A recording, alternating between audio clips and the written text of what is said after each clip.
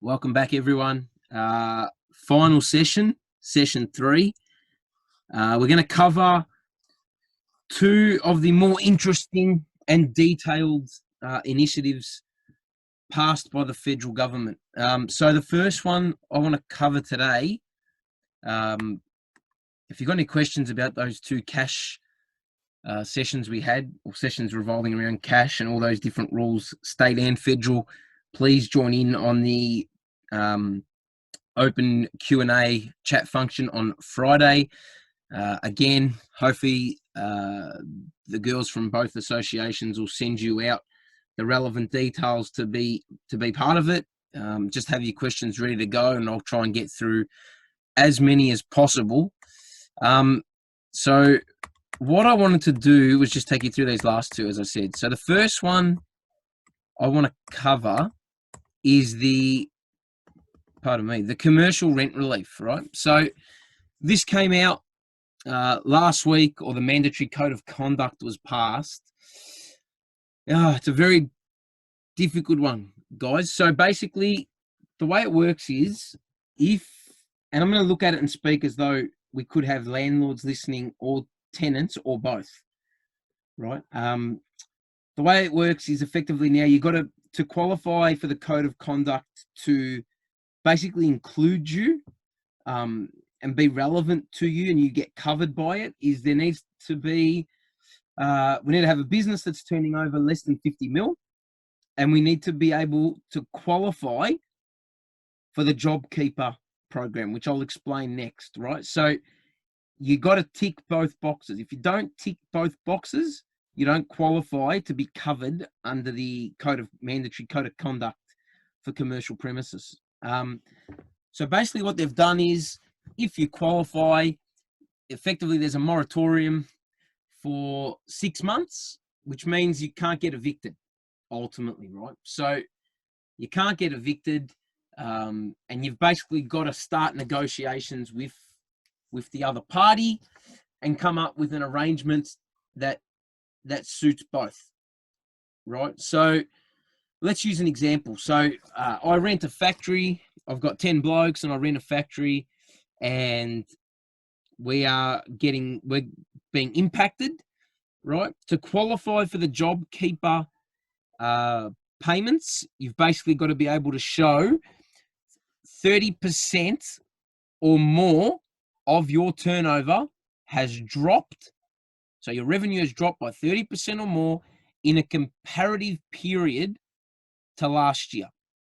Now, there's been a lot of guidance brought out on this, right? On the JobKeeper. Again, I'll get to that in a sec, but they're the criteria for you to qualify or be eligible for the JobKeeper program.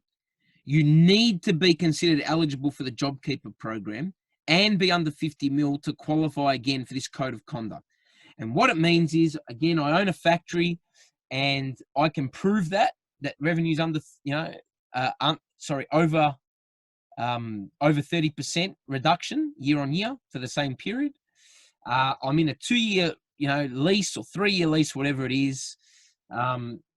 I believe I'm entitled to some form of rent waiver, which means for a certain period of months you just don't pay.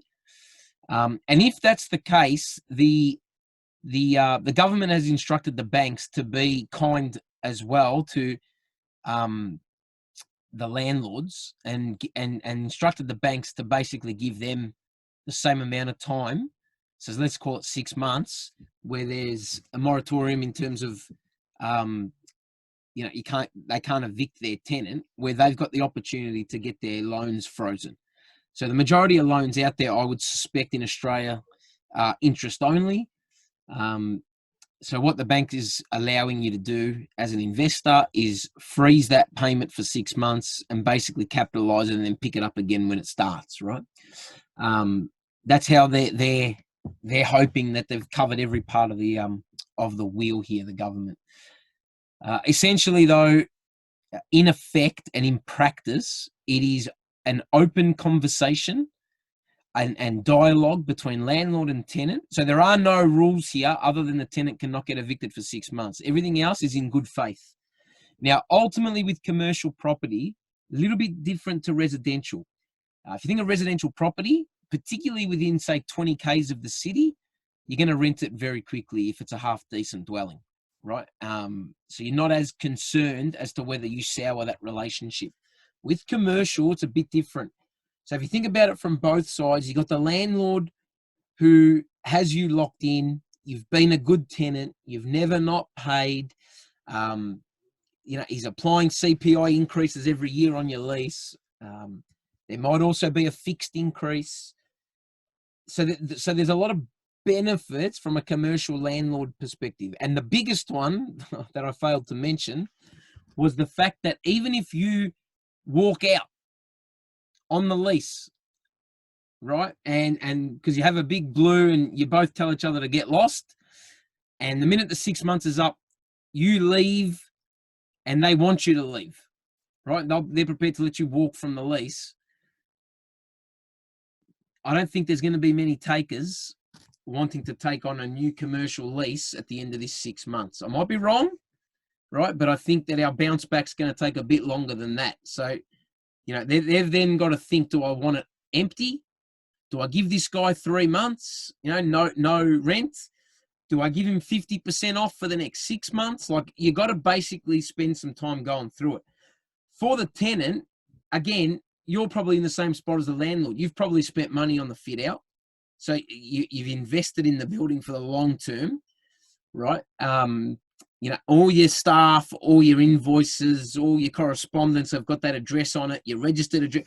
So there's a lot of reasons not to want to change if you were only going to change as a result of this, right? So we just want to look at it, right? I'd encourage all of you to get in contact with the agent if you're landlord or tenant, and just start that dialogue. Again, there's a code of conduct to be followed, but you got to see if you're eligible first, as I went through before. And if you are, then you got to start basically negotiating, right? So I also know Small Business or Business Victoria is offering mediation sessions through Skype. I'm assuming that they won't have many spots left, and you'll probably be dragged out a fair while now to be able to have it, but they're trying to assist in every way they can.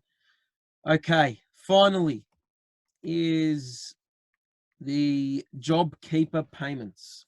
Okay, I'm going to try my best here, guys, to get through this as quick as I can. So basically, JobKeeper was created, if you think about it logically, because the Centrelink infrastructure, both people and the physical, in terms of the people, the offices, as well as the software, right? And their whole MyGov journey that only recently everyone transitioned onto. They just couldn't cope with the increase in unemployment, guys. That's the truth, right? So you can't build a system, to be fair to the government, where you've got anywhere between, by the end of this, who knows, a 6 to 10% increase in unemployment in the space of 4 to 6 weeks. It's just not sustainable. So they basically went off and created JobKeeper to turn pretty much every employer in the country into Centrelink, right? So what they've said is, even if you're a cafe and you close down, or a restaurant, or these industries that have been tourism severely affected, they've basically said to those guys, look, we want you to keep your staff. They're going to keep accruing leave while they're away, while the store or the office is closed. And basically for that, we're going to give you the opportunity to access $750 on their behalf per week. And it's taxed. It's still taxed at that level. So $1,500 a fortnight per person, for a maximum of 6 months, right? So basically what they're saying is, you keep them employed, you give them the money, and basically you administer the Centrelink payment on our behalf. And for them, they'll accrue leave while they're away, like I said. So it's meant to be a win-win, okay? Now, for people like the tradies, right? So let's talk electrical and plumbing. You might experience a slowdown or you may not. I'd expect the majority will at some stage, and it probably hasn't hit just yet, particularly construction, right? Service it's an essential service, so it'll keep on. But the construction part will, I'd expect, take a bit of a hit, right? Whenever that comes, it'll come. So basically, to qualify, you've got to, and I'll explain why where the confusion lies for guys like you guys. To qualify, like I said before, you've got to be able to show 30% drop in revenue, 30% drop in revenue to a comparable period last year. Now, or it's a 50% drop, right? If you turn over, I believe it's 50 mil. I might have to check that, but I think it's 50 mil. You've got to show a 50% drop in revenue to be able to qualify for JobKeeper. It might be 500 mil. But for the majority of us that are listening that are under 50 mil turnover, basically the way it's going to work is you've got to, let's use the March period, right? So if we look at the March period this year, if we think about it, okay, we had the 2 weeks of January or 2.5 weeks. That was probably quiet, right? Before we started really getting everyone on site. But we would have had the same thing last year, right? In 2019, that we had a slow Jan. That's just common practice in the industry, right? Then we probably all had a shitload of work that we were doing. So we probably are going to show decent numbers or pretty good numbers in Feb and March, because really it was probably only the last week of March that everything started to really, rapidly start to increase in terms of all the lockdowns and everything like that. So really for that 3 months, you're probably going to show something that is, look, might be better, but I'd say very similar to 2019. So where the confusion has come from is the government has said that, you've got to use this comparable period. Now, March, really, I can't see how they're going to use, particularly for people in the trades, because your March is going to look very similar to last March quarter, last year, 2019. So you can't use that as your guide, otherwise you won't be eligible. Now, the reality is the majority of you are probably going to slow down. The June quarter will most likely be, it could be 30% under what last year's was. However, the payment of that $750 per week has been confirmed now by the government that it's going to be paid in arrears, which effectively means you've got to pay your guys and your office staff before you are entitled as the owner of the business to get reimbursed in the first week of May, right? And it's going to go back to the 30th of March right? So the start of April, really. So for this, let's just use an example. So you've got 5 guys and they all get $750. You get 5 guys and they're a mixture between qualified and apprentices, right? They're all entitled to JobKeeper. You're under 50 mil. They're entitled to it. Do you qualify? On the March quarter, no, you don't. Let's say we don't, right? And that we're only 10% lower than last year's March quarter. Now, technically, you don't qualify. And this is where the confusion rests. Are they going to come back at us now and say, you got to report this month by month? Because they have asked us to report it month by month. But are we going to be assessed for eligibility month by month? How's the first month going to work? What if I was going to close everything down and I didn't have enough to actually get through the month in terms of meeting payroll? Are you expecting me to somehow fund it through these other initiatives and then you pay me in the first week of May? Or are you expecting our employees to maybe sign something that says we're not, work, and it'll be guaranteed by the government, but you got to get through the first month without pay, and I'll pay you in the first week of May when I get paid, if that makes sense, right? So there's variables. There's a lot of variables. Like I said, are we going to be assessed month by month? Is it going to be quarter by quarter starting in June? But then how are they going to get people at the start of April, right? Is it going to be estimates similar to your work cover where you estimate it, and then so long as you get close to it, they let you go? There's a whole bunch of rules here that need clarification. And the reality is they've included a clause that says even if you don't meet it, it can be up to the commissioner's discretion as to whether or not you are eligible or not. Right now, I'm assuming it's all going to be based on self-assessment, right? And if we can be sure of one thing, if you've listened to the 3 sessions and you leave with anything, leave with this at the forefront of your mind. When this all blows over, and don't know when it is, and we're 2-3 months removed, you can almost guarantee that the ATO and SRO are going to send an army out there to basically recoup as much as they can for people that incorrectly registered or found themselves eligible for some form of grant or payment that they weren't supposed to get or be entitled to. It's going to be interesting, right? So we just, again, I know I've highlighted this and it's a broken record. Get the right advice. Speak to your accountant. Speak to your bookkeeper. If they don't know, speak to someone else who does, but you definitely need to understand it. Just another quick one on this. So what I've got a lot of clients doing is where they're saying, Seb, we might be 30% under. We might be 30% or more under in terms of revenue and turnover from the same time last year. We think we're eligible. The trouble is I've got, I'll use one employer, one of my clients I was speaking to last night, right, which was Easter Sunday. But they're stressing out. They've got 90 people. They're going to have a lot of work, but they're going to have at least, I reckon, a 35 to 40% drop in rev, right? However, this particular business is an essential service. So what we're going to do is we're basically going to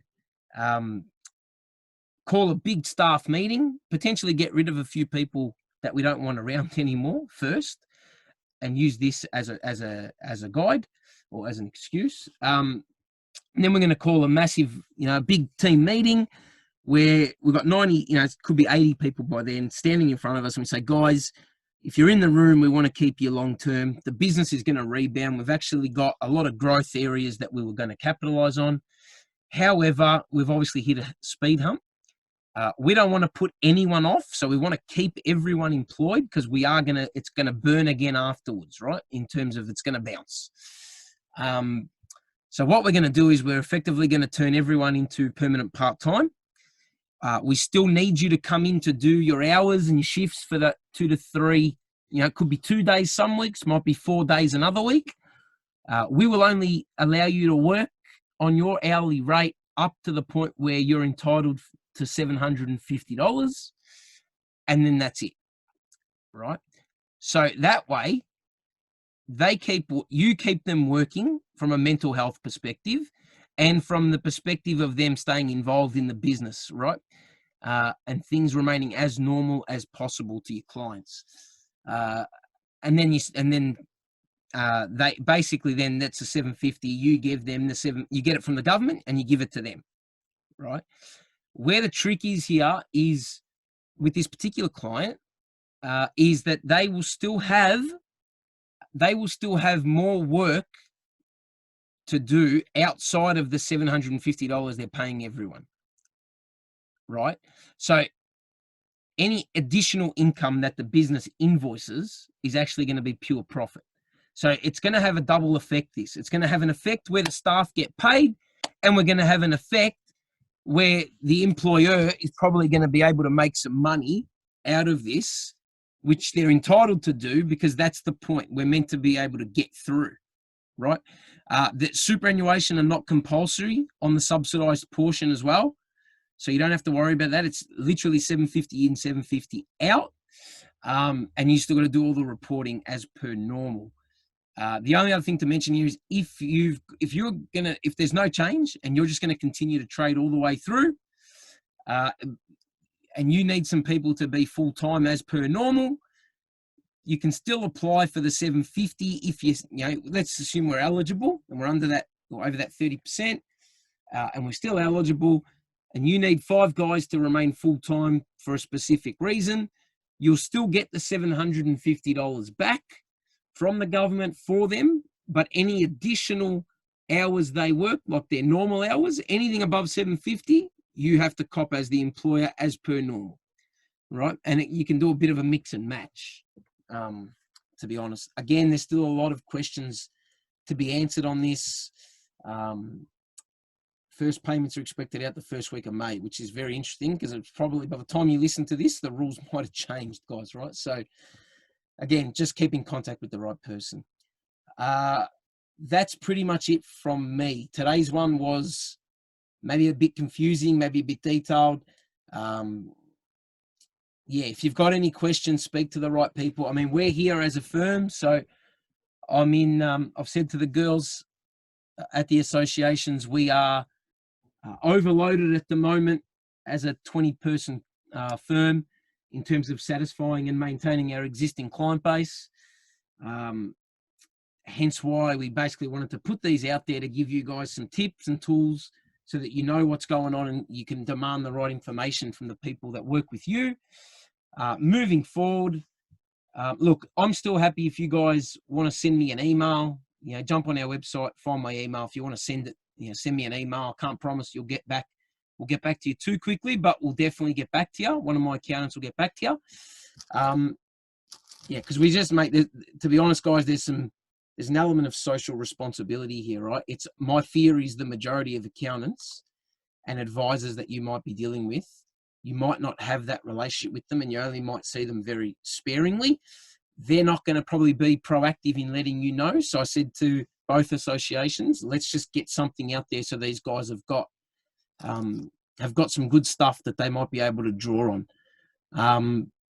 That's it from me. We will do the Q&A, I believe, on Friday. You'll hear more about it this week, I'm assuming. Yeah, and I look forward to you guys asking your questions on Friday. We'll probably do separate sessions, one for the electricians that are listening and one for the plumbers. And yeah, we'll go from there. Thanks again for your time, guys. Hopefully you got something out of the last 3 sessions. Yeah, good luck. Stay safe. And yeah, we'll see you on the other side. Cheers, guys.